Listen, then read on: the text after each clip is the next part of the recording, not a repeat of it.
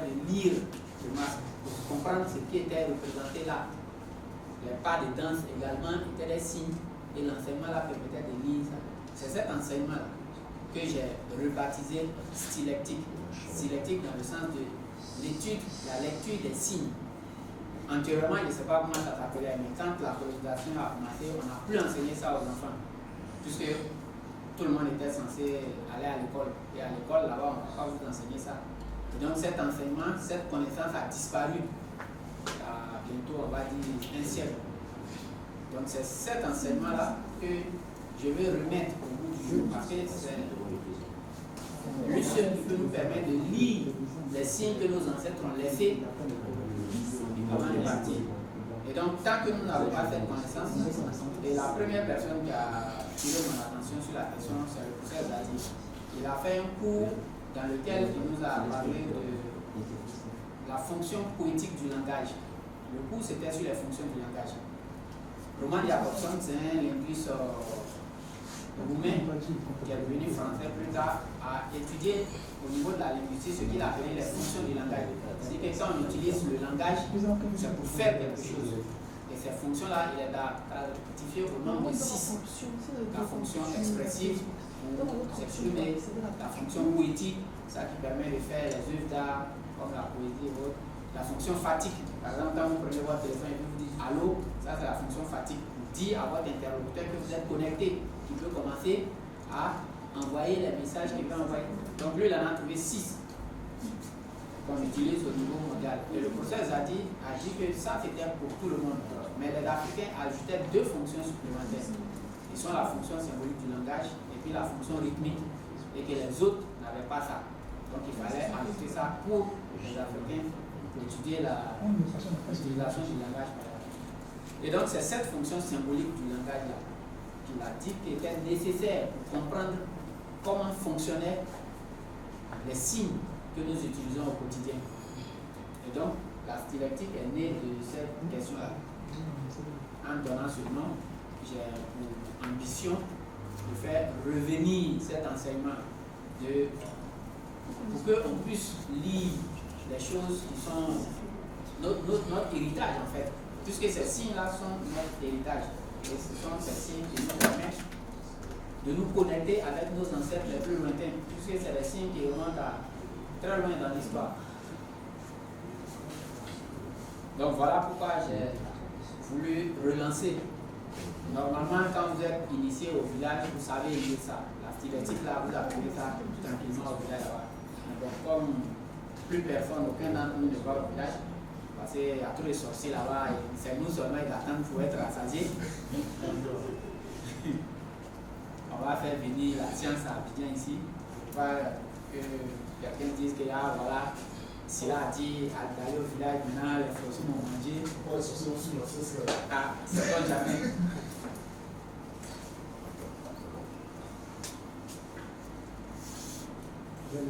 Donc c'est ça, cette stylectique-là. Et elle est utile et intéressante parce qu'elle permet de... Vous allez voir tout à l'heure quand on va commencer à la partie pratique. Ça donne un rapport direct aux choses que nos ancêtres ont laissées. Et qui très souvent, nous ne faisons pas garde à ces choses-là parce que c'est dans notre quotidien. Mais il faut savoir que les langues même que nous parlons au quotidien, la stylectique permet de dégager les 2 niveaux. Il y a un niveau instrumental de la langue, du langage que nous utilisons. Et très souvent, on s'arrête à ce niveau instrumental-là. Alors que nos ancêtres avaient au moins 2 ou 3 niveaux. Ce qu'ils disent, que les jeunes gens qui n'ont pas été formés, ils ne peuvent pas discuter. Par exemple, si vous avez regardé chez les Radjoukou, quand il y a des funérailles, quand vous perdez quelqu'un, il y a une réunion qu'on doit faire. Et au cours de la réunion, vous êtes assis et puis vous discutez avec les uns et les autres. C'est une sorte de transaction. Vous êtes autorisé à faire les obsèques. Et le langage qui est utilisé là-bas est très imagé. Et si vous ne maîtrisez pas l'utilisation des images là, vous ne pouvez pas comprendre ce qui se passe, vous ne pouvez pas discuter. Et vous n'allez pas pouvoir aboutir correctement à des bon funérailles ici, je veux m'exprimer ici. Chez les Bablés, c'est la même chose aussi. Par exemple, quand il y a quelqu'un qui a fait une gaffe et qui doit payer un impôt, il va donner un bœuf ou un mouton. Il y a tout un débat autour là, qui souvent, si vous êtes profane, que vous êtes assis, vous dites, mais ça n'a rien à voir avec ce dont on est en train de discuter. Parce que les termes qui sont utilisés, les choses dont on parle, n'ont rien à voir avec l'amande, le mouton, rien du tout. Alors que c'est précisément de ça qu'on est en train de parler. Parce que le langage est pris à un niveau secondaire où on n'a pas l'habitude, si on n'a pas été formé à ça, de comprendre ce que les uns et les autres disent. Donc c'est pour ça que c'était utile de ramener. D'autant plus que le professeur Zadi avait été clair sur cette question. Il dit vous pouvez être noir, africain et noir, et ne pas être capable de décoder le moindre signe sur un objet d'art africain. C'est pas parce que vous savez observer que vous allez pouvoir trouver quelque chose. Ça n'a rien à voir. Il dit qu'il faut avoir été formé à la fonction symbolique du langage. Et c'est cette formation seule qui peut vous permettre de comprendre ce qui est représenté là et de pouvoir verser la pensée de celui qui engage la discussion. Et donc, ceci a permis, par exemple, de décrypter l'alphabet. C'est comme ça, c'est sur la base de ça qu'il a pu décrypter l'alphabet. À partir du moment où le signe est encodé sur la base de ces choses-là, quand vous voyez la lettre A, vous pouvez imaginer, et c'est ce qui se fait, qu'il y a un objet derrière. Et ça, c'est Champollion qui a dit ça. Il dit, par exemple, l'alphabet que vous avez là, c'est parti soit d'objet, soit d'idée. Ce sont ces deux choses-là qui ont amené à la mention de ces alphabets. Donc, vous prenez la lettre B, c'est un objet à l'origine. Et c'est comme ça qu'il a pu remonter la chaîne de causalité pour aboutir à comment, de quel objet on est parti, quels sont les systèmes de cryptage qu'on a mis en place pour pouvoir obtenir les signes que nous avons aujourd'hui. Et ces signes, quand vous les voyez aujourd'hui, ça ne ressemble à aucun objet pour vous, c'est des choses absolument. Derrière chaque signe, il y a un objet. Je vais vous montrer que par exemple, derrière le signe de delta, la lettre D, c'était un gâteau. En fait, c'est pas un. Comment je peux dire ça? C'est la forme rectangulaire de la communion. Vous voyez, il y avait deux formes, la forme ronde et la forme rectangulaire, la forme triangulaire. Et ce signe-là, c'est la forme triangulaire de cet objet de don, là, le gâteau. Donc, nous allons commencer notre après-midi. Donc, l'héritage du diable, l'origine égyptienne des années. Bon, j'ai tenu à écrire comme ça pour restituer l'écriture ancienne. Aujourd'hui, on a changé l'écriture. Ça, c'est un problème aussi qu'on devra régler un jour parce que l'alphabet n'a pas été conçu pour écrire les langues africaines. Et donc, très souvent, quand on doit écrire nos langues avec l'alphabet, chacun fait ce qu'il veut. Parce que ce n'était pas à l'origine destiné à ça. Nos langues doivent être écrites avec les hiéroglyphes. Comme ça, il n'y a pas ce genre de mélange où chacun fait ce qu'il veut. Et donc, comme j'ai dit, cette stylectique-là a pour but de restaurer le patrimoine ancestral. Et à partir de cette restauration-là, nous allons pouvoir désormais nous réafricaniser, puisque c'est ça le but de la faire. Il s'agit de réafricaniser les Africains. On ne peut pas réafricaniser quelqu'un s'il n'a pas les éléments à partir desquels il doit reprendre sa personnalité profonde. Aujourd'hui, on a des Africains qui ne sont africains que de nom. Quand tu leur demandes en quoi tu es africain, il a du mal à répondre. Parce que les éléments qui structurent l'identité d'une personne, il n'a pas ça lié à l'Afrique. Donc c'est pour ça que, en préambule, nous allons citer le professeur Cheikh Anta Diop, qui a été un des premiers, je ne vais pas dire le premier en Afrique ici, à ouvrir la voie sur cette question-là. Il dit qu'aujourd'hui encore, de tous les peuples de la terre, le nègre d'Afrique noire seul peut démontrer de façon exhaustive l'identité d'essence de sa culture avec celle de l'Égypte pharaonique. À telle enseigne que les deux cultures peuvent servir de système de référence réciproque. Il est le seul à pouvoir se reconnaître encore de façon indubitable dans l'univers culturel égyptien. Il s'y sent chez lui. Il n'y est point dépaysé comme le serait tout autre homme, qu'il soit indo-européen ou sémite. Et ça, c'est apparent avec les égyptologues. Des fois, ils ne comprennent pas ce que les Égyptiens étaient en train de faire parce que les choses leur paraissent. Qu'est-ce qu'ils racontent ici? Puisque ce n'est pas leur culture. Mais les égyptologues africains n'ont pas ce problème. Et sur la base de ça, il s'agit pour moi cet après-midi de rendre hommage à un défensier qui est le professeur Nyangourangwa. C'est vrai que quand il était là, nous étions déjà à l'université, mais je ne suis pas allé vers lui parce qu'il y avait un souci avec ces aînés-là. Ils étaient en rupture de banc avec Cheikh Anta Diop, qui leur avait dit, avec tout ce que, pour prouver ce qu'ils étaient en train de faire comme travail.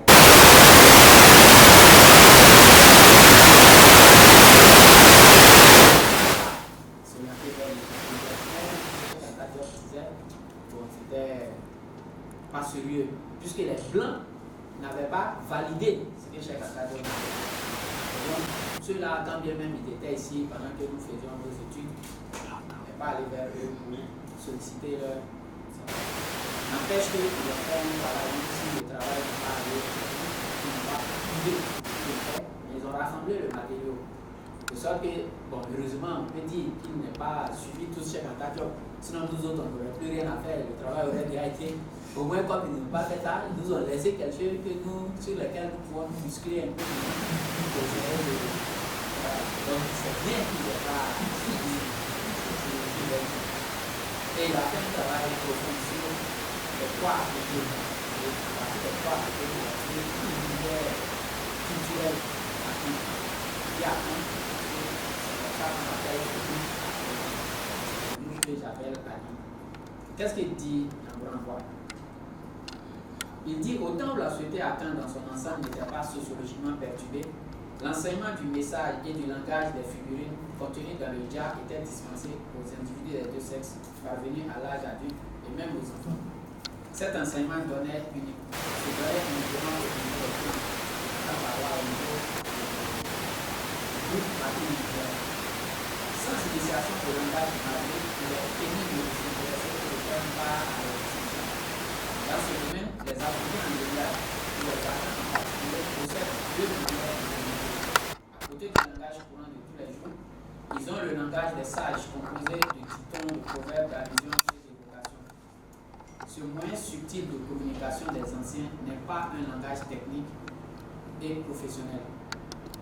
C'est un langage d'individus parfaitement au courant des coutumes et des traditions du pays, un langage d'individus possédant une vaste culture intellectuelle pour qui la dialectique est un art cultivé avec soin, un jeu, un plaisir et un passe-temps. Donc c'est ici qu'il faut comprendre. Il dit que le langage en question imagé, qui n'est pas le langage de tous les jours, qui est utilisé par les anciens, ce n'est pas un langage technique ou professionnel. Non, c'est la langue de tous les jours, la même langue qu'on parle quand on communique. Mais c'est cette langue-là qui est utilisée à un niveau supérieur. Il parle de dialectique. Il faut connaître la dialectique, avoir une culture vaste, de sorte à pouvoir faire les connexions qui sont nécessaires pour comprendre les choses dans l'utilisation de ce langage imagé-là. Et c'est ça la dialectique qui est enseignée, dont je parlais tout à l'heure. Et au milieu du siècle passé, il y a un chercheur, Henri Abel, qui est venu et qui a travaillé sur ces questions-là. Il dit, dans ce texte qui a été publié par sa femme, nous saluons l'arrivée du professeur Ouattimo, française. Il dit que les anciens se rappellent en partie la liste des poids donnés à Bénger. Bénger était venu en 1888 faire une série d'enquêtes qui lui avait indiqué ces différents poids-là. Et donc ils disent, les anciens, qu'avant l'arrivée de Trèche-la-Plaine, la famille maternelle exigeait que les enfants apprissent à reconnaître les poids et leurs valeurs. Le père était obligé de s'incliner et d'envoyer les enfants auprès de celui qui pouvait les initier. Depuis l'ouverture des écoles, plus personne n'enseigne cette science aux enfants. C'est ce que j'expliquais tout à l'heure. Et donc, au milieu du XXe siècle, cette science était en voie de disparition, puisqu'elle n'était plus enseignée. Et donc, c'est cette science-là que cette ancienne discipline savante que je restaure sous le nom de stylectique. Et je dis que c'est une branche de la sémiotique. Elle déploie son questionnement à l'intersection de la linguistique historique, de la praxéologie, de l'iconologie, de la sémantique, de l'esthétique et de l'ésotérisme. Son objet d'étude porte sur les signes, tiw, c'est le nom en égyptien ancien et en malinké également, par lesquels un groupement d'humains apparaît comme une culture distincte. Les lois qui gouvernent la création et l'usage de ces signes au sein du groupe, le symbolisme et la signification des dix signes. En clair, la stylectique étudie les manifestations de la parole silencieuse d'un peuple, c'est-à-dire son stylet. Donc voilà le parcours que nous avons. Antérieurement, c'était enseigné. Après, avec l'arrivée de la fondation, l'enseignement a cessé. Et puis maintenant, je suis en train d'essayer de voir si on peut restaurer cet enseignement. Bon, nous sommes en train de faire une nouvelle maquette chez nos départements. J'ai bon espoir qu'on va insérer un cours qui va porter sur cette stylectique. Bon, tout ça c'est bien beau, mais il faut qu'on montre comment ça fonctionne. Vous avez ici un signe qui est représenté. C'est un roseau.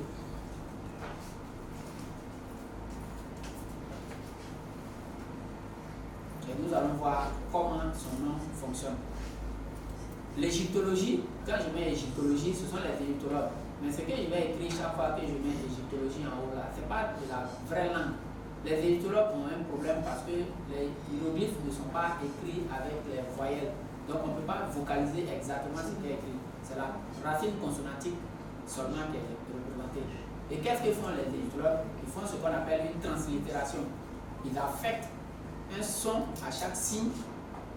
Donc vous avez les consonnes, et puis ils mettent les E pour pouvoir lire. Des fois, ils ont un mot qui rentre directement, donc dans ce cas, ils n'ont pas besoin de faire ça. Ici, par exemple, vous avez ce roseau que les écologues disent s'appeler Iku, si on peut dire comme ça. Il suffit roseau, c'est comme ça qu'ils disent le nom de cet objet-là. Et le copte c'est la dernière langue africaine qui a été parlée en Égypte, avant que l'arabe ne recouvre tout. Donc c'est une langue africaine qui était parlée directement sur le site égyptien pendant des millénaires. En fait, les linguistes disent que ça a commencé au 3e siècle avant notre ère. Et la langue a disparu vers le 15e siècle. Le dernier locuteur mort au 15e siècle. Et donc cette langue-là, c'est une langue africaine, mais qui avait l'avantage d'être parlée en Égypte. Donc c'est pour ça que quand vous avez une solution en copte, c'est bon de l'utiliser. Parce qu'au moins, les Égyptiens anciens étaient là quand cette langue-là était parlée à cet endroit-là. Et eux, ils appellent ce roseau-là Oké, coupe de roseau. En Vanda, qui est une langue d'Afrique centrale, nous avons Tété pour nommer le roseau. Le Pogolo dit Téti. Le Congo dit Matiti. Bon, le Ma, c'est un préfixe de classe, ce n'est pas dans la racine. La racine, c'est Titi. Donc là, vous avez une duplication du Ti. Et le malinké dit ça Ti. Paille chaud. Les autres disent le Kikongo, Matiti, verdure, herbe. Donc voilà le nom de cet objet. Enfin, cette plante.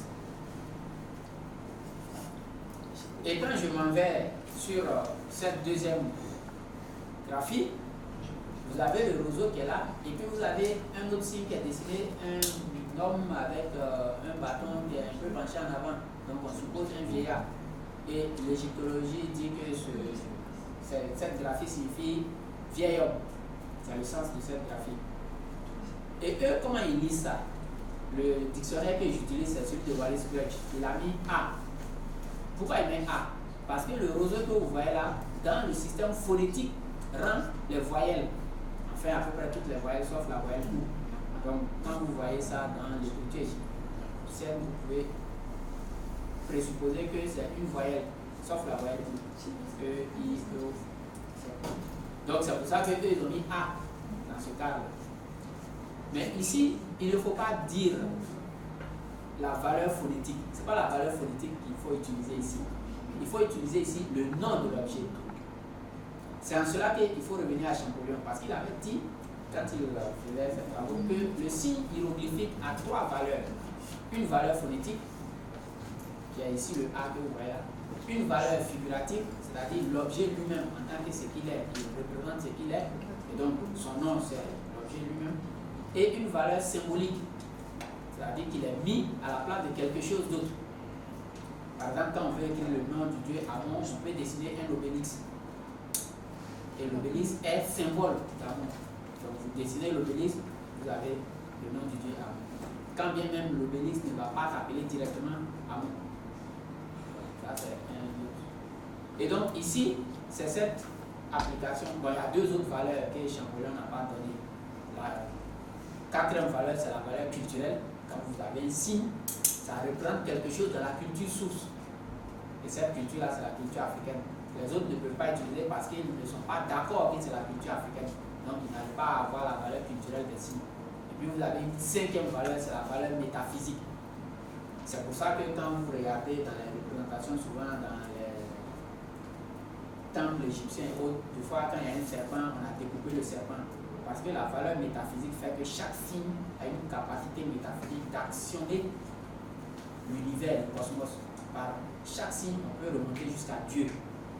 C'est cette valeur-là qu'on essaie de contrer en neutralisant les choses qui sont dangereuses quand on les représente. Donc, quand vous dessinez un roseau, le roseau que vous avez là peut vous faire remonter jusqu'à la divinité.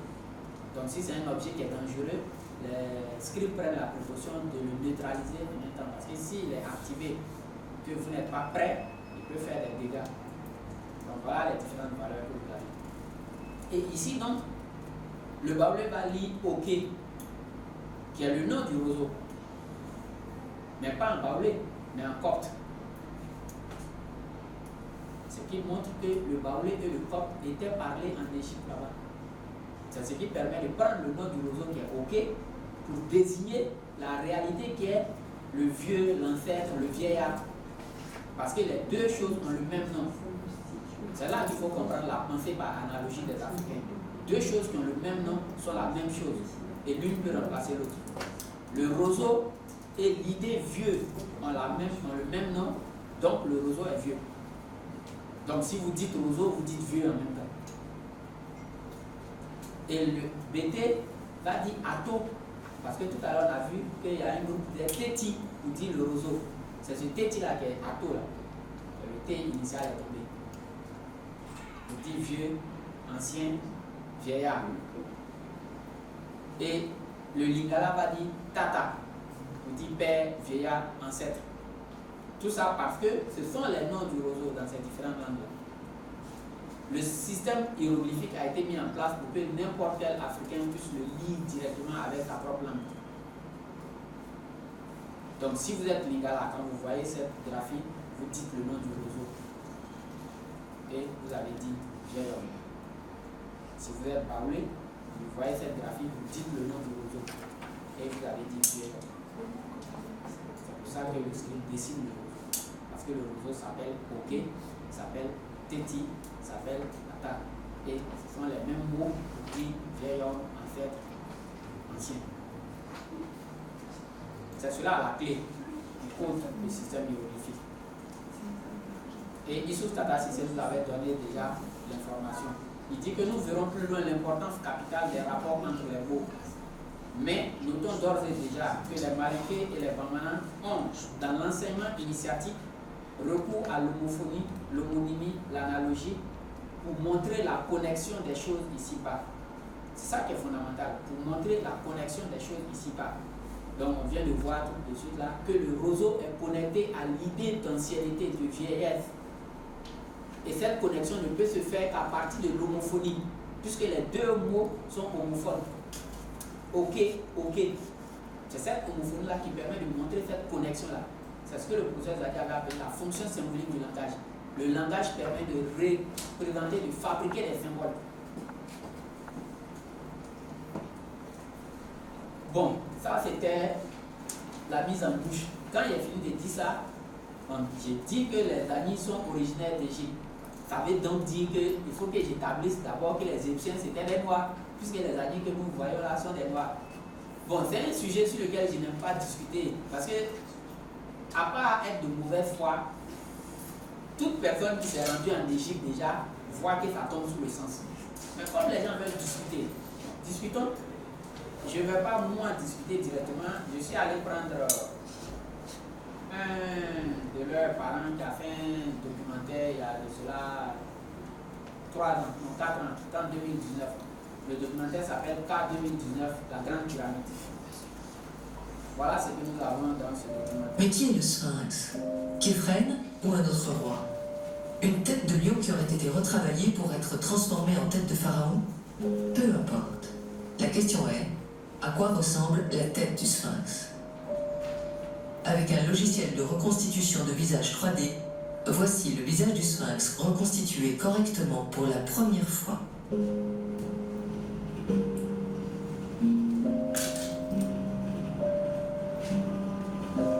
Sans commentaire.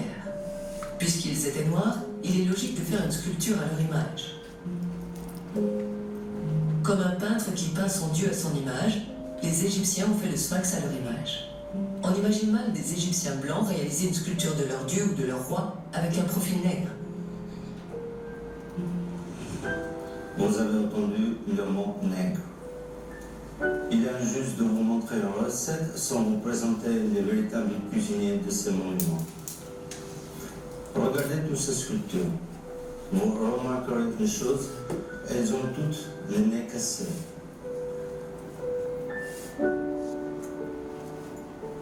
Si on observe les statues et les fresques, la ressemblance est frappante.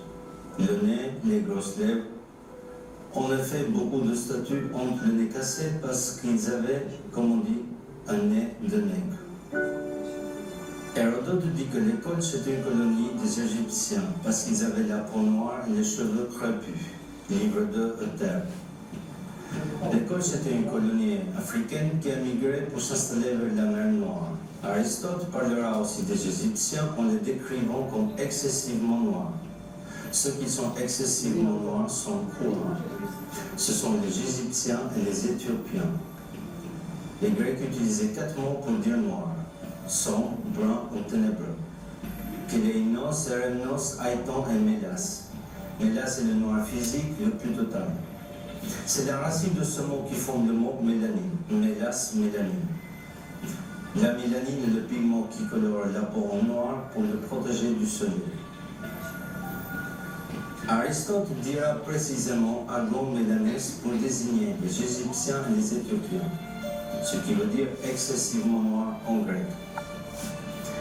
Zélostrus III, dit Sénocerte en égyptien, détient le record pour le nombre de sculptures à son effigie, des dizaines.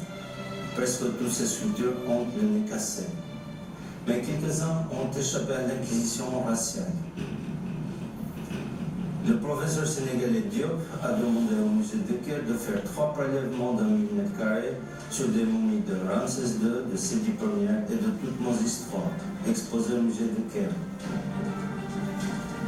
Une fois les prélèvements analysés, ils révéleront le taux de la mélanine. Plus le taux de la mélanine est élevé, plus la peau est noire. Que je mets à la disposition des participants du colloque quand on les observe au microscope. Et nous pouvons absolument voir le taux de mélanine sous la peau des anciens Égyptiens. Il en reste suffisamment malgré la définition partielle de l'épiderme. Dans la région qui sépare le derme et l'épiderme, il y a des inclusions des bases des cellules des mélanocytes en quantité suffisante pour révéler un taux de mélanine absolument absent chez les races leucodermes. Et j'ai voulu dès l'an dernier appliquer cette étude aux momies royales de Ramsès II, de Sédi Ier et de Toutmose III. Depuis un an, j'écris au conservateur du musée du Caire, car il ne me faut pas plus d'1 mm². 1 mm² de peau, mais prise toujours dans la même région, et je n'ai pas eu ces échantillons, je le regrette. Par conséquent, c'est une étude très facile, accessible qu'on peut faire. Voici les rames, ce sont des préparations, il suffit de les mettre sous l'objectif d'un microscope pour voir le taux de mélanine. Alors, sur la base donc de mes propres investigations que sont celles-ci, et jusqu'à ce que d'autres... Le musée n'a toujours pas répondu depuis 35 ans. Les Égyptiens s'appelaient les Kémites et l'Égypte s'appelait Kemet, le pays du noir. Non, ce n'est pas la couleur noire du limon, du Nil qui est évoquée, comme certains archéologues le prétendent, mais bien la couleur de la peau de la population qui vivait là. Quand on parle du pays des Blancs, on ne fait pas allusion à la couleur de la neige des Alpes. Finissons avec le noir. Sir Howard Carter a falsifié le masque d'or de Toutankhamon et reproduit des faux reliques. Observez le masque de Toutankhamon et le visage de cette africaine. Je vois mal Carter, l'Européen, réaliser ce masque typé africain. Il est midi, la température est au taquet, c'est-à-dire qu'il fait à peu près 45-46 degrés. Il n'y a absolument pas d'ombre, vu que c'est une carrière et qu'il n'y a aucun bâtiment et qu'on ne peut absolument pas s'abriter. Autant vous dire que je ne veux pas rester ici 3h30. Bon, donc là il commence à faire un peu chaud. On se trouve derrière la pyramide de Mykonos. Je commence à comprendre pourquoi Femi n'est pas venu.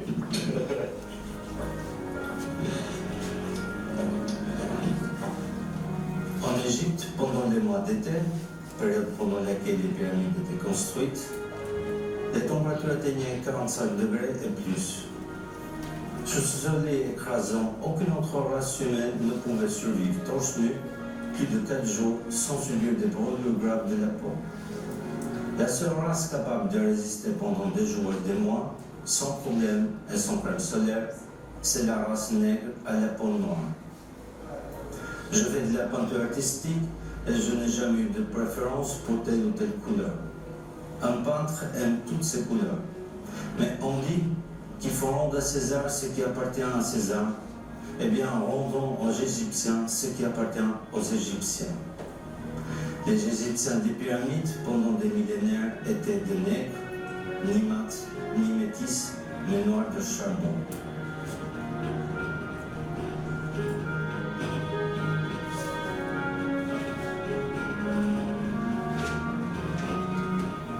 Les Égyptiens ont mémorisé et imprimé leur négritude dans le granit et dans le quartz pour l'éternité.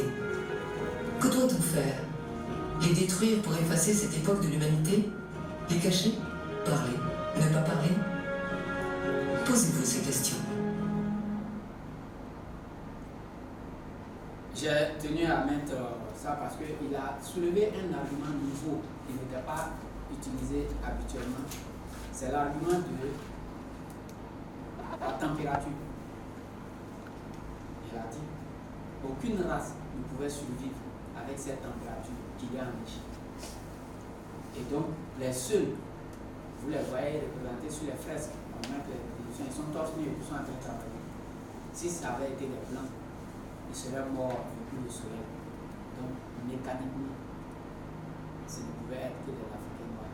Donc, en dehors des autres preuves que nous avions déjà, cette preuve-là est une preuve décisive. Personne ne peut discuter ça. C'est géographique. Donc, puisque nous sommes dans l'Antiquité, on va y rester. Plutarque, un auteur de l'Antiquité, nous apprend qu'en Égypte, le lieu où les âmes se rendaient après la mort s'appelle Amentes. Nom qui signifie celui qui donne et celui qui reçoit. Hérodote nous dit aussi que le bouc s'appelait Mentes en langue égyptienne sacrée et que le dieu qui portait ce nom était représenté par un bouc. Donc les âmes, en remontant au ciel, passaient par la Divina Yangwa, la porte des dieux, nommée Mentes, qui signifie donner et recevoir. Porphyre, c'est un autre auteur aussi, nous apprend que les âmes habitent ordinairement l'eau, qu'elles sont toujours humides et sont naturellement froides. Ça, c'est un auteur qui s'appelle M. de Bruyère qui a écrit ça au début du 19e siècle. C'était le concurrent de Champollion. Donc, il nous donne une information ici qu'il y a un mot qui s'appelle Mendes en langue sacrée égyptienne qui signifie donner et recevoir. Voilà la graphie qui rend compte de ce mot-là dont il parle. En fait, c'est le mot qui a donné le mot qu'on utilise actuellement, le mandé. Voilà comment ça s'écrit. Et l'égyptologie lit cette graphie-là, Ment. Ça signifie l'ouest. Le Malinké va dire mani ou mandé. L'ouest également. Et les Dogons vont dire menti, c'est-à-dire l'escale des morts. Le lieu où les morts font escale pour prendre les provisions d'eau avant de rejoindre il a dit que dans la langue sacrée égyptienne, là, ce mot signifie donner et recevoir. Je trouve cette graphie également en Égypte. Le premier signe qui est au-dessus, là, on ne sait pas trop, les gens pensent que ce sont des côtes de gazelle qui donnent le son M. Et puis en dessous, vous avez un déterminatif. Le déterminatif, c'est un signe qu'on ajoute aux autres signes pour indiquer précisément de quoi il s'agit. Et donc, ici, vous avez un verbe. Le verbe donner. L'égyptologie dit Samba, donner. Le baoulé dit main, donner. Et le malinké va dire mon, tiens, reçois. Nous avons également cette deuxième graphie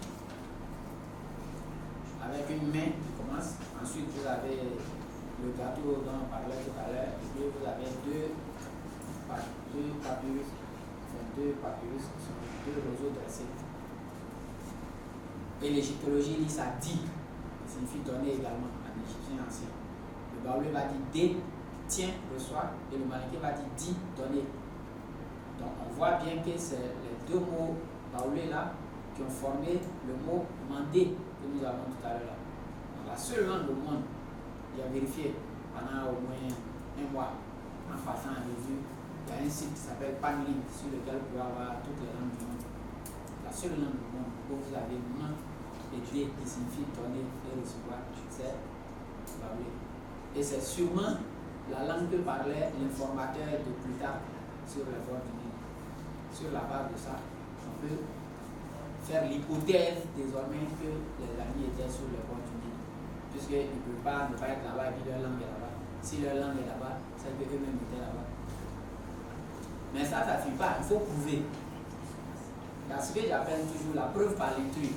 Quand vous allez faire vos démonstrations et que vous avez trouvé quelque chose, il faut un élément qui va venir empêcher toute critique possible. C'est ça que j'appelle la preuve par l'intuit. Je vais prendre quelque chose dans un autre domaine qui n'a rien à voir avec ce dont je suis en train de discuter et qui prouve ce dont je suis en train de discuter. Ici, vous avez cette graphie-là. C'est trois signes. H, le deuxième signe, et c'est cette graphie qui sert à dire les problèmes que les docteurs appellent les unitaires, désigner les cultures, les motifs, les cultures égyptiennes. Les trois traits que voilà, c'est bon, ici, il y a un peu de renversement parce que quand vous êtes en train d'étudier la divinité de aussi la divinité de une préséance de Dieu qui va derrière les choses. C'est ça que vous avez les signes là, les dimensions dans le monde après le signe de Dieu. Ça veut dire le deuxième, cette sorte de part de deux là. Ça, c'est ce qu'on dit. Maintenant, quand vous avez les objets, il faut regarder les objets. Et les objets sont les objets que vous connaissez. Donc, on dit là, non. Et ici, nous avons une hache. Quand je vais chez les papiers, ils disent Pouman H. Chez les Togo, ils disent Pouman H. Les David vont dire Pouman H. Les Nzima vont dire Pouman H. Ça, c'est le premier signe. Maintenant, il y a le deuxième signe aussi. Les Malékis vont dire Pouman Massou, Bouben, Afet. Le Bama va dire Pouman Massou, Bouben. Les Jamoukés va dire Pouman Massou, Bouben. Et donc, on voit que ce sont les deux signes ont le même nom dans différentes langues africaines. Et le Malékis va dire Pouman parole. Et donc, vous voyez que l'idéologie, ce n'est pas seulement la partie phonétique. On n'est pas obligé de passer par la phonétique. Il y a plusieurs modalités de lecture parce que chaque signe a les plein de modalités que je peux expliquer tout à l'heure. Donc, ici, c'est la valeur figurative du signe. On regarde l'objet lui-même et puis on dit son nom, comment il s'appelle. Et à partir de ce nom-là, on retrouve l'information. Parce que l'information qui est donnée ici, c'est l'information de la parole. Et le mot humain signifie parole également. Donc l'homophonie continue de faire son nom. Mais ils ont dit ici que c'est la parole de Dieu, ou de Dieu, lequel de Dieu. C'est ce Dieu-là que l'égyptologie appelle Thoth. Bon, je ne sais pas comment le Jyoti, c'est celui qui est le propriétaire, le chef des sociétés d'initiation, ça s'appelle Job. Donc il a assis ici, c'est Champollion qui a fait cette représentation-là dans son livre. En position de majesté, il est sur son siège. Et puis vous avez la couronne qu'il a sur la tête. Tout ça, ce sont des signes qui doivent être décodés et lus. Par exemple, la couronne qu'il a sur sa tête là, c'est la couronne qui s'appelle Atef. En fait, c'est la couronne d'Osiris. La couronne d'Osiris en tant que juge dans l'au-delà. Cette couronne qu'il a sur la tête là. Alors qu'il n'est pas Osiris. Donc ça va nous faire penser à quelque chose que les uns et les autres disent qui n'est pas très approfondi. Donc nous allons essayer d'approfondir un peu cela aujourd'hui. Et puis vous avez écrit devant lui les informations qui le concernent. C'est ce que j'ai transcrit à côté de fait. Et tout Seigneur des paroles sacrées dans la première colonne que vous avez là. Le scribe, c'est-à-dire qu'il est le représentant de la science sacrée en tant que telle, puisqu'il est désigné comme étant le scribe dans sa nature fondamentale. Et puis la deuxième colonne, on a écrit tout le 2 fois grand. Voilà, les deux sortes de bâtons qui sont en dessous du pavois là, c'est ça, le 2 fois grand. Seigneur de Kemenou. Kemenou, c'est la ville où il était le maître, la ville des 8, les 8 ancêtres primordiaux. Mais où la preuve va être plus puissante encore, c'est quand vous voyez la divinité qui est représentée. Elle est représentée sous la forme d'un oiseau. Il y a ici un ibis, ce qu'on dit. Donc je vous ai dit, quand vous avez les signes hiéroglyphiques, là c'est un hiéroglyphe aussi, il faut aller au nom des objets. Et donc quand on va demander comment cet oiseau s'appelle, on a cette graphie là. Vous avez l'oiseau lui-même qui est là, qui donne le son GM ici, c'est ce que cet oiseau représente au niveau phonétique. Et puis le deuxième, la chouette qui est derrière, donne le son M, c'est ce qu'il représente au niveau phonétique. Puis vous avez la demi-sphère dont j'ai déjà parlé là, qui est le plat de Do, qui sert à représenter le T du féminin. Et puis le T aussi des formes abstraites. Et l'égyptologie lit cette graphie Gem, oiseau. Il ne détermine pas c'est quel oiseau précisément. Et le Malaiké va lire cette graphie Gouma, bru couronné. L'Ani va dire Bleble Gouma, bru. Et le Dogon va dire Kouma, bru couronné. Mais le Soussou en Guinée va dire Kouma, ibis. Et le Soninké va dire Koumé, Kalao. Bon, s'il y avait un Sémifo ici, il a reconnu déjà le Kalao des Sémifo. Avec son ventre ballonné et son bec qui est recouvert sur son ventre. C'est lui qui est représenté là. C'est le dieu égyptien Thoth que nous connaissons tous. Parce que son nom de Kouma désigne le Kalao. En fait, quand vous voyez ici que ce n'est pas le même oiseau, on dit ah mais ce n'est pas le même oiseau que là. Oui, parce que qu'est-ce que comment on appelle ça? Le scribe fait. Il met un déterminatif qui représente une classe. En fait, les déterminatifs sont des classificateurs.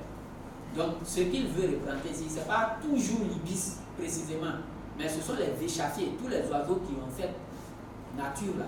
Donc, c'est eux tous qui rentrent dans. Vous allez voir un. Bon, là par exemple, c'est un Kalao qui est là précisément, celui qui a été représenté là. Et donc, ça là, vous allez voir, mais c'est tous les oiseaux qui ressemblent au Kalao, qui ressemblent à l'ibis et qui se comportent ainsi. Donc, le déterminatif permet de faire cette classification là, de faire la classe. Donc sur la base de ça, je peux commencer maintenant mon propos par le fait que les Anis étaient bel et bien en Égypte. Avec tous ces éléments que nous venons de voir là, la présomption de cette présence là-bas est assez forte.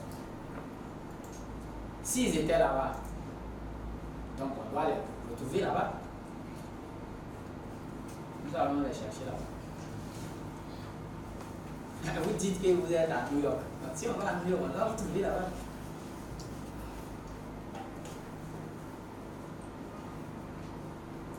Voici la graphie par laquelle je retrouve les Anis en Égypte. Les égyptologues lisent cette graphie-là à nous, les Anou. C'est un groupe ethnique. Et le nom est écrit avec plusieurs signes que vous voyez là. Le premier signe est devant. Bon, comme je le dis souvent, pour lire les hiéroglyphes, on lit en allant à la rencontre des signes. Et le début de la graphie, c'est l'endroit vers où regardent les objets ou les êtres animés. Ici, le monsieur et puis la dame regardent vers la gauche, non, vers la droite. Donc vous lisez de droite vers la gauche. Vous allez à la rencontre. Donc le premier signe, c'est ce rectangle-là que vous avez là. En fait, c'est un pylône, un pilier, une colonne. Donc c'est le premier signe. Ensuite, vous avez le canari qui est là. Et puis vous avez le bâton en dessous, la branche émondée. Ce sont ces signes qui permettent de vocaliser. Après, vous avez le monsieur et la dame, et puis les trois traits du pluriel. Les égyptologues lisent cette graphie à nous.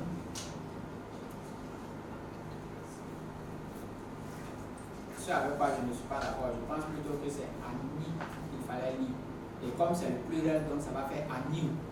Donc peut-être que c'est ce Aniu là qui leur a pas permis. Mais c'est comme ça qu'ils disent Aniu. À partir de... Il y a un frère qui a développé une méthode qui s'appelle Dibombari Mbok et il a appelé la méthode Kuma. En quoi ça consiste? Quand vous avez une graphie comme ça, donc vous ne savez plus quel est comment on lit, comment on vocalise, il vous demande de chercher un homographe, c'est-à-dire une autre graphie qui a les mêmes signes que cette graphie-là et dont on connaît la manière d'être nommée dans les langues africaines. Donc à partir de là, vous pouvez retrouver. Ici, nous n'allons pas aller directement, nous allons monter sur une seconde graphie qui est le nom d'Osiris lui-même. Puisque les Anous là en question, c'est le peuple d'Osiris. Osiris est celui qui était à la tête des Anous quand ils faisaient leur migration depuis le sud du Soudan pour aller en Égypte. Et donc nous allons aller voir Osiris lui-même. Voici comment on écrit l'un de ses noms en tant qu'Osiris avec le pilier qu'on a vu tout à l'heure. Bon, je vais revenir un instant sur cette affaire. Pourquoi par exemple je suis convaincu que c'est les amis? Parce que vous voyez la branche qui est en bas là, une branche émondée. Il y a des langues qui sont vers le Zimbabwe là-bas et autres qui appellent ce type de branche là Ani. C'est comme ça qu'ils appellent. Et donc sur la base de ça, je peux induire que le son Ani là entre dans cette constitution là. Mais revenons à Osiris. Voici tel qu'il est représenté et son nom est écrit avec le pilier là. Quand vous voyez le trait qui est à côté, ça veut dire qu'il s'agit du pilier lui-même, que le script parle du pilier lui-même. Et le pilier lui-même est à la fois Osiris, mais aussi son nom. Et l'égyptologie lit cette graphie-là Iun, qui signifie à leur sens An ou Ani, et qu'ils traduisent comme l'Éthiopien, et qu'il considère comme un épithète d'Osiris. Donc il dit le Iun là signifie l'Éthiopien et que ça sert à désigner Osiris. Le Wolof va lire cette graphie Djol, colonne, pilier, c'est le nom du pilier. Le Dogon va dire Djen, pilier. Le Malinké va dire Djeni, brûlé, être brûlé, calciné. Pourquoi je fais intervenir ici? Parce que Osiris est considéré comme, des fois il est représenté noir charbon, parce qu'il est considéré comme ayant été calciné. Le Boulou va dire Eni, c'est-à-dire sauvé. Et le Fang va dire Eni, celui qui sauve, le sauveur. Parce que Osiris est considéré comme le rédempteur, celui qui est mort pour sauver l'humanité. Et le Baoulé va venir dire Ani, c'est-à-dire être grand, grandir, devenir mature. À cause de la colonne. C'est une colonne, c'est grand. Donc c'est pour ça que ce mot peut être dit par la colonne. Donc quand on va dire la colonne dans le sens de quelque chose qui s'élève, qui est grand, on va dire Ani. Et vous retrouvez. C'est ça l'homophonie. C'est-à-dire que vous avez sur plusieurs objets, plusieurs choses, le même mot. Et ça permet de faire les connexions en question là. Mais ça ne suffit pas. Il faut un autre exemple encore. Donc comme nous avons cet élément, on va chercher un homographe. Et l'homographe que nous avons trouvé, c'est celui-ci. Bon, ici, le scribe a ajouté 2 roseaux. Ça ne fait que augmenter le nombre de i. Donc ça ne change pas grand-chose à la graphie que nous avions tout à l'heure. L'égyptologie va lire cette graphie Iuni. Donc comme il y a les 2 roseaux, maintenant ce n'est plus Iun qu'on avait tout à l'heure quand c'était la colonne seule, c'est Iuni. Donc il reste logique à eux-mêmes. Qui signifie le miroir. Et quand on demande aux autres comment s'appelle le miroir, vous allez chez les amis, ils vont dire Nyanou, miroir. Donc plutôt que Iuni, c'est une métathèse de Iuni qui fait Nyanou. Donc on passe à l'envers. De Iuni, on fait Nyan. Le Jebové, c'est vers l'Afrique centrale là-bas. Eux vont dire Enu, miroir. Le Kop va dire Ene. C'est le verbe ressembler. Le Kunzime va dire Enni. Le Wandi va dire Yeni. L'étoile va dire Yen, miroir aussi. Qui va permettre au Malinké de dire Yé, voir. C'est qu'on fait avec un miroir, on se voit dans le miroir. Et le Douala va dire Djene, miroir. Ce qui permet au Congo de faire Eyeno, miroir. Donc on a toujours le même mot ami qui revient avec ces différentes variantes. Donc l'homographe confirme le sens. Donc tout le monde sait nommer un miroir. Donc à partir du moment où on nomme le miroir, on nomme le groupe ethnique qu'on n'arrivait pas à avoir le nom tout à l'heure. Qu'est-ce que disaient les anciens mythes? Que les amis là, ils étaient grands, ils étaient noirs, ils étaient beaux. Donc on a déjà grand noir, puisqu'on a la colombe et puis on a brûlé et autres ça. Bon, je vais aller chercher l'autre idée de beau, si je retrouve encore le même mot là-bas. Donc pour l'idée de beau, on a cette graphie là. Vous avez un bras qui rend le son A, et puis vous avez l'onde là qui rend le son M. Et puis un œil entouré de phare qui sert comme déterminatif ici. Et l'égyptologie lit cette graphie An, qui signifie beau, radier, agréable, être bon. Le corps va dire Ané, beau, beauté, être beau. Le tui, le Ghana va dire Ani, œil.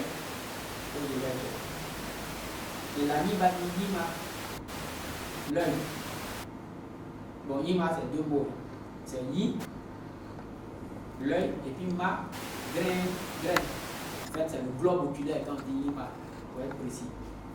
C'est deux mots. On traduit actuellement pareil. Le Malinké va dire Ni, Nien, œil, Ni, beau, bien, utile. Le Nunu, le Guidé va dire Ni, œil, bien, beau. Le Libi, également là-bas va dire Ni, œil, bien, beau. Le Pélé va dire Ni, œil, nez, beau. Le nez du Pélé là, c'est ça qui fait le corps ané. Mais les langues africaines de l'Afrique de l'Est, vous voyez qu'elles n'ont plus utilisé la voyelle à l'initiale. Parce qu'elles sont des langues qui sont consonnes, voyelles, consonnes distinctement. Elles n'ont pas les voyelles qui commencent à dire. Donc, le A là est tombé chez eux tous. Le Soussou va dire Nia, œil, beauté. Le Fang au Gabon va dire Nia, beau, vrai, pur. Ce qui va permettre aux Armas de dire Anneau, beau, bon, pur. Il faut retenir ce Anneau là. Il va intervenir là. Ici encore, il faut faire une vérification. Donc je fais encore la preuve par l'intrus. Je vais prendre un autre signe qui a à peu près les mêmes, une autre graphique qui a à peu près les mêmes signes. Ici, je n'ai plus le bras, j'ai un roseau, mais le bras fait A et R. Donc le roseau peut le remplacer parce qu'il fait les mêmes voyelles aussi. Donc les deux autres signes sont identiques. Vous avez l'œil, vous avez l'ombre. Donc on a un homographe ici. Et cet homographe, dans le dictionnaire de Wallis Belge, il donne la lecture de Ani. Mais il a bien compris parce qu'il n'est pas sûr que c'est Ani qu'on va lire cette graphie-là. Il donne ça comme hypothèse. Et nous confirmons. Il signifie charger, porter, apporter. Le corps va faire aider, apporter, convoyer. Et le Malinké va faire Ani, porter sur la tête, charger. Il permet au Wallon de faire Yeni, faire, charge, bagage. Et on voit le Yeni, tout à l'heure, le Yeni qu'on avait. Avec ces différents éléments-là, on peut désormais affirmer que les familles étaient bel et bien en Égypte sous l'appellation du nom du groupe que les égyptologues appellent les Amis. Ils ont été conduits en Égypte par Osiris lui-même. Si tel est le cas, qu'est-ce qui s'est passé depuis lors? Pourquoi on en arrive jusqu'ici en Afrique de l'Ouest, précisément en Côte d'Ivoire?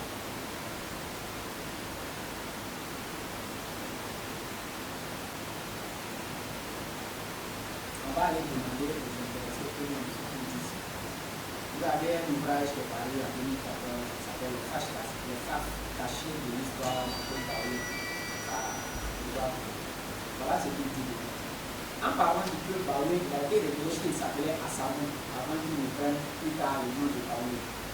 D'après la légende, gens ce que avait vécu tout d'abord dans une contrée longtemps appelée en Oumini.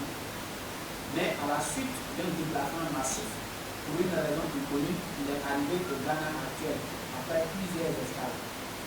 Cet exode concernait particulièrement les Assamou, les Ali, les Zima, les Lassangré, qui formaient la même ethnie. Donc vous voyez pourquoi les groupe Ali et le groupe Ali. Tout ce groupe-là était le même groupe quand ils étaient à l'origine. Et c'est la migration qui va faire qu'après, ils vont se trouver plusieurs. C'était la création elle-même. Bon, je mets une cause inconnue. On connaît la cause. Tout à l'heure, j'ai parlé, quand on va pouvoir situer la carte. La cause est connue. Comment il est couvert, peut-être elle est connue, mais aujourd'hui, nous allons déterminer exactement ce qui s'est passé. Mais ce qui m'intéresse ici, c'est lié à ça. Si jamais c'est vrai que c'était l'Égypte qui venait, on doit toujours le voir à là-bas. Et quand on va en Égypte, on trouve cette graphie, effectivement. Vous avez ces 4 signes. Le premier objet que nous avons, on va faire le A ici. Vous avez cette ligne qui tourne, les décors disent que TOF qui donne le son F. Vous avez un fan de Dubaï. L'animal qui est là, c'est un fan de Dubaï, un petit de Dubaï, qui donne le son I d'après les décors. Vous avez derrière le coussin de taille qui donne le son I. Les électorats lisent ça à Saoud. Bon, on ne peut pas exactement à Saoud. Parce que vous avez le fan de Dubaï qui donne I, puis vous avez le donne maman, vous avez le Rawadio ici. Sauf que le fan de Dubaï là, le W qui est dedans, c'est transformé en B. Donc c'est pour ça que ça se lit précisément à Saoud. Et qu'est-ce que ça signifie? Guider, mener, conduire. Parce que dans la migration qui a conduit ces peuples-là vers l'Afrique de l'Est ici, les Baoulés étaient ceux qui étaient les éclaireurs. Pourquoi les Baoulés et les Baoulés étaient les éclaireurs? Parce que quand ils étaient en Égypte, ils avaient comme métier d'être des explorateurs, des milliers. Ils partaient explorer dans les différentes régions pour aller trouver des gisements d'or, des pierres précieuses. Voilà ce qu'ils faisaient comme travail là-bas. Ce que nous appelons les ethnies aujourd'hui dans l'Afrique de l'Ouest, ici, dans le reste de l'Afrique, quand nous étions dans la vallée du Nil, ce n'était pas des ethnies, c'était des corps de métier en fait. Et il y en a qui ont gardé ça exactement. Si vous prenez les Peuls, ils étaient des pasteurs là-bas. Ils sont toujours des pasteurs ici. Si vous prenez les Bozos, c'était des pêcheurs là-bas. Ils sont toujours pêcheurs ici. Sauf que les autres, comme on s'est séparés, et donc chacun ne peut plus faire seulement le métier qu'il faisait. Si vous êtes forgeron, et vous allez quelque part, vous que vous êtes forgeron, qui va cultiver pour vous? Donc parmi vous, les gens doivent se transformer en cultivateurs pour faire comme ça qu'on a fait des ethnies, sinon ce ne sont pas des ethnies. Et on peut retrouver les métiers que les uns et les autres faisaient là-bas. Mais puis retrouver un certain nombre, par exemple, s'il faut l'état du militaire pour la majorité. Ainsi de suite. On peut les autres, les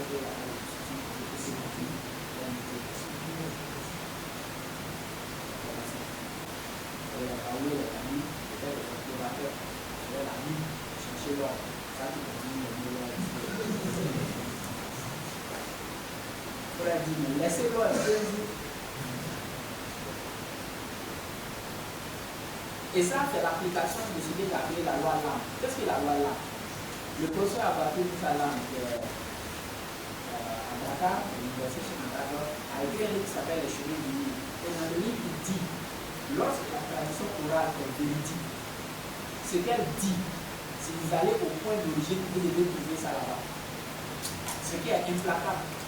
Si vous allez aujourd'hui à New York, vous voyez un nom qui dit un Irlandais qui s'appelle O'Malley, et que ses ancêtres-là viennent d'Irlande en Europe là-bas. Normalement, si vous allez en Europe, vous devez aller trouver les O'Malley là-bas. Et quand on va effectivement en Irlande, on trouve les O'Malley. Donc c'est comme ça, la tradition orale, si elle est véridique, au point de départ, vous devez trouver les éléments. Et ici, nous avons un fait qui va nous permettre de trouver ça. C'est un test qu'il y a pris chez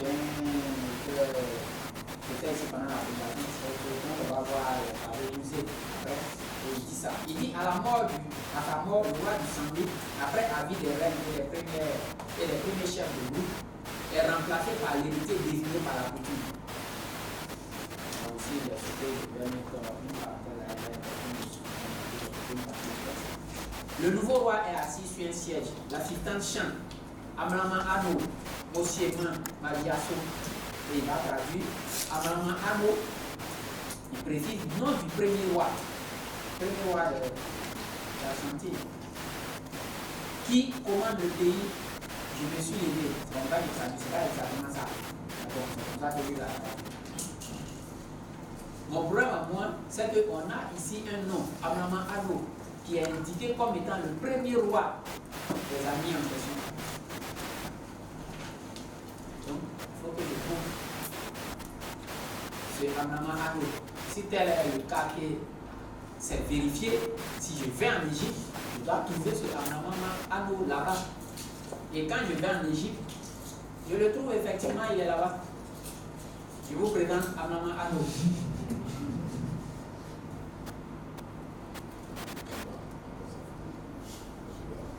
Oui, c'est impuissant. Si quelqu'un a vraiment régné sur la planète Terre, lui là, il est parmi les gens qui ont vraiment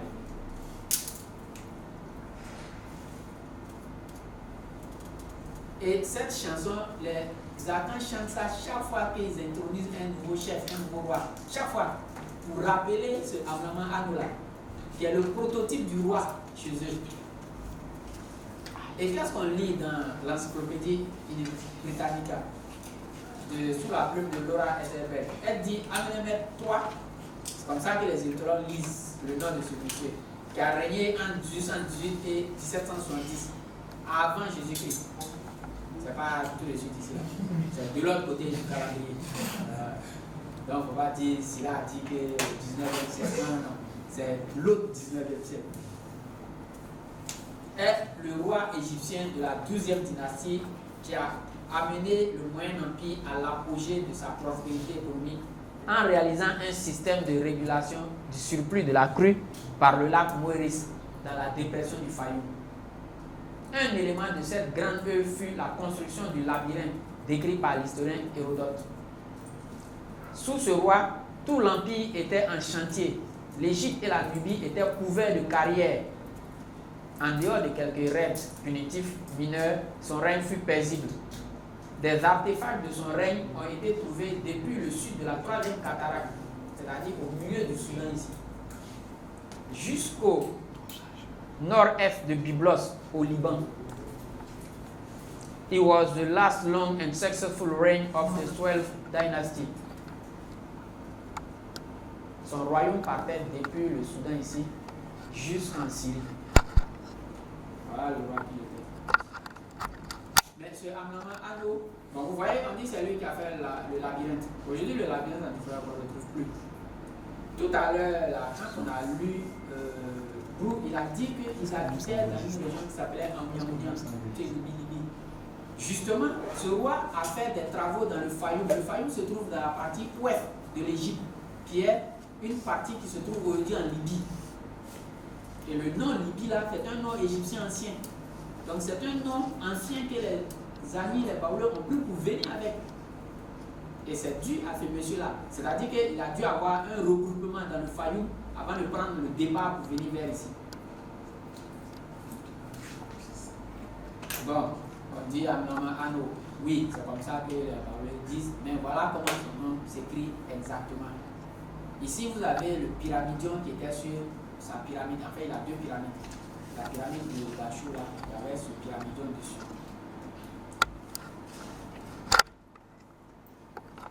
Les cercles que vous voyez là, ce sont des cartouches. À l'intérieur de ces cercles, on écrit les noms de pharaons, leur nom de règne. En fait, il y a deux cartouches.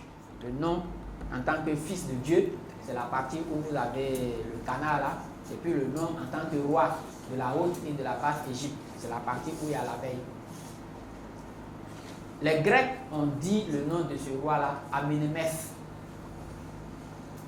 Le S là, c'est pour qu'ils puissent faire leur déclinaison, leur accord. Donc on peut comprendre qu'effectivement il s'appelait Amnama, comme disent les Baoulés. Et son prénom, son autre nom, le nom de roi, c'est celui qui fait Anour. Les éthologues lisent ce nom-là, c'est le deuxième où il y a l'abeille là. il lit ça Enmaré, Enmatré. C'est pas Enmatré qu'il faut dire. C'est comme les amis disent là, il faut lire Anomaré. Anomaré, c'est comme ça qu'il s'appelle. D'autres vont dire après Odomaré, Anomaré, Onomaré, ça va devenir Odomaré. Donc c'est cette déformation-là. Bon, il est évident qu'on peut faire la déformation. Avec lui, c'est au tout du 19e siècle. Donc il y a très longtemps. Mais au moins, le nom est resté quasiment reconnaissable. Et pourquoi on le désigne comme étant le premier roi? Ils sont partis d'Égypte après le règne de ce roi-là. Mais ce roi n'a pas seulement régné, c'était un des plus grands rois d'Égypte. L'Égypte, à son apogée, c'est le Moyen Empire. C'est le Moyen Empire qu'on considère comme l'Égypte au niveau classique. Et lui était le plus grand roi de cette 12e dynastie-là. Il y a eu beaucoup de grands rois à l'époque. Mais lui, là, Amenemhat là, était impuissant. Un vrai grand roi. Donc, c'est tout à fait naturel que les Amis aient retenu ce roi-là comme le prototype du roi dont on parle chaque fois qu'on introduise un nouveau roi. Pour qu'il fasse comme a fait Ano. Bon, ce Ano, il n'est pas tout seul. Il sort d'une dynastie, la 12e dynastie, que j'ai appelée la dynastie Ani. Voilà le premier qui est l'initiateur, le fondateur de la dynastie qui s'appelle Amenemhat Ier. Bon, quand vous le regardez là, si lui là, vous le rencontrez à Boisseau, est-ce que vous allez discuter? Vous n'allez pas discuter. Il ressemble à un ami. Voilà. C'est lui qui est là. Amenemhat Ier. Et à côté de lui, il a son fils. Son fils qui est là aussi, c'était un grand roi qui a régné aussi. Ça veut dire que cette génération-là, ce n'était pas de la gnognotte. Celui que vous voyez là, c'est lui que Alexandre le Grand voulait imiter, le Cécostre que vous avez. Les Grecs l'ont appelé Sésostris, le légendaire Sésostris, c'est lui qui est là. Il est allé jusqu'au sud de la Russie. Il a même mis une garnison. Tout à l'heure, on a parlé des Kolch dans le documentaire que vous avez parlé. Ces Kolch là, ce sont les soldats de Sésostris là, qu'il a mis en garnison au sud de la mer Noire pour maîtriser les barbares qui étaient au-dessus là, pour qu'ils ne viennent pas pour venir troubler les trucs. Et ces Noirs là sont restés là-bas jusqu'à aujourd'hui. Si vous allez dans la région de Stochi, vers la ville de Soukoumi, ils sont encore là. Souvent on essaie de dire oui, mais c'est peut-être l'esclavage là. Non, non, ils étaient là au temps d'Hérodote. Puisque Hérodote est allé là-bas, il les a vus. Ils sont toujours là. On a tout fait pour essayer de les disperser, pour ne pas qu'ils restent là. Et ça fait un peu tache, un groupe de noirs en plein milieu des blancs et autres là. Mais ils sont là depuis l'Antiquité. Et c'est ce roi-là qui a fait ça. Il allait jusqu'en Grèce. Parce que quand il a fini dans la mer Noire et autres, il est passé par la Moldavie. Parce que comme ils sont en train de faire la guerre là, c'est comme ça qu'il faisait depuis. Hein. Donc il allait mettre un peu d'ordre là-bas. Et puis il est descendu par la Grèce. Après il a pris son bateau pour revenir en Égypte. Il a été absent du pays pendant 9 ans. Imaginez la stabilité qu'un pays peut avoir et son monarque, son dirigeant est absent du pays pendant 9 ans. On ne peut plus faire ça maintenant. 3 jours seulement, même tu es en danger de là. Bon, il y avait les autres. Ça, c'est les deux premiers. Bon, le fils qui est là, Amenemhat II. Bon, lui, son surnom, c'était Amani. Bon, là, il n'y a pas de discussion. Et puis, c'est son fils 2 aussi qui est là.